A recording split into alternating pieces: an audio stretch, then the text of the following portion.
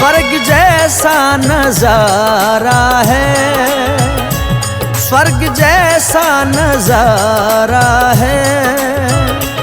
महाकाल की नगरी में, महाकाल की नगरी में हर हर शंभु जयकारा है, हर हर शंभु जयकारा है। महाकाल की नगरी में स्वर्ग जैसा नजारा है, स्वर्ग जैसा नजारा है, स्वर्ग जैसा नजारा है, स्वर्ग जैसा नजारा है।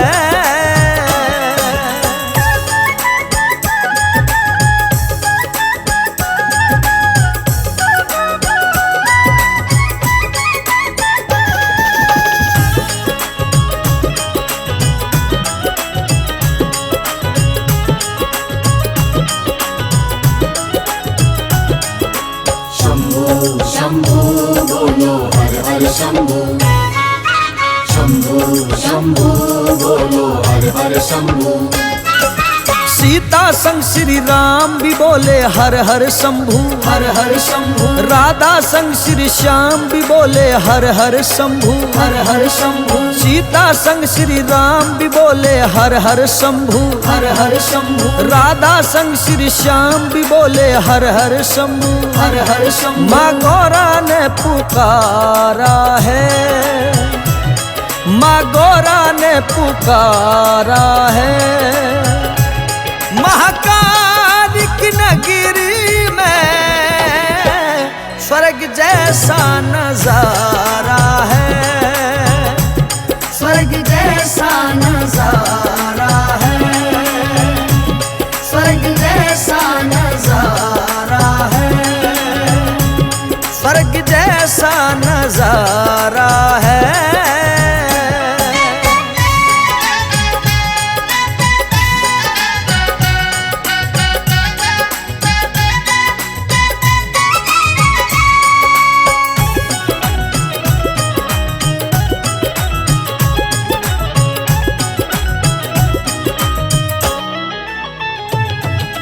भूत प्रेत संग भृंगी बोले हर हर शंभु, हर हर शंभु। नाच नाच के नंदी बोले हर हर शंभु, हर हर शंभु। भूत प्रेत संग भृंगी बोले हर हर शंभु, हर हर शंभु। नाच नाच के नंदी बोले हर हर शंभु, हर हर शंभु। बहे शिप्रा की धारा है, बहे शिप्रा की धारा है। महाकाल की नगरी में स्वर्ग जैसा नजारा है, स्वर्ग जैसा नजारा है, स्वर्ग जैसा नजारा है, स्वर्ग जैसा नजारा है।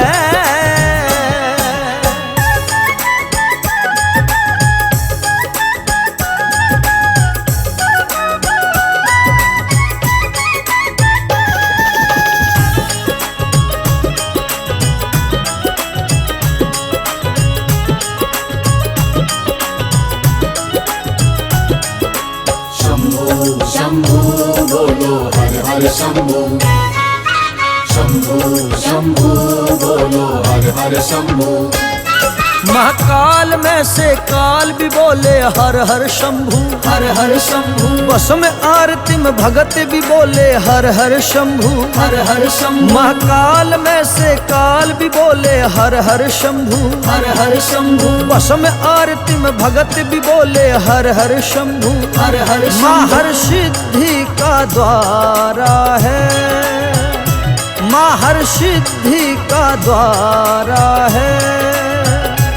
महाकाल की नगरी में स्वर्ग जैसा नजारा है, स्वर्ग जैसा नजारा है, स्वर्ग जैसा नजारा है, स्वर्ग जैसा नजारा है।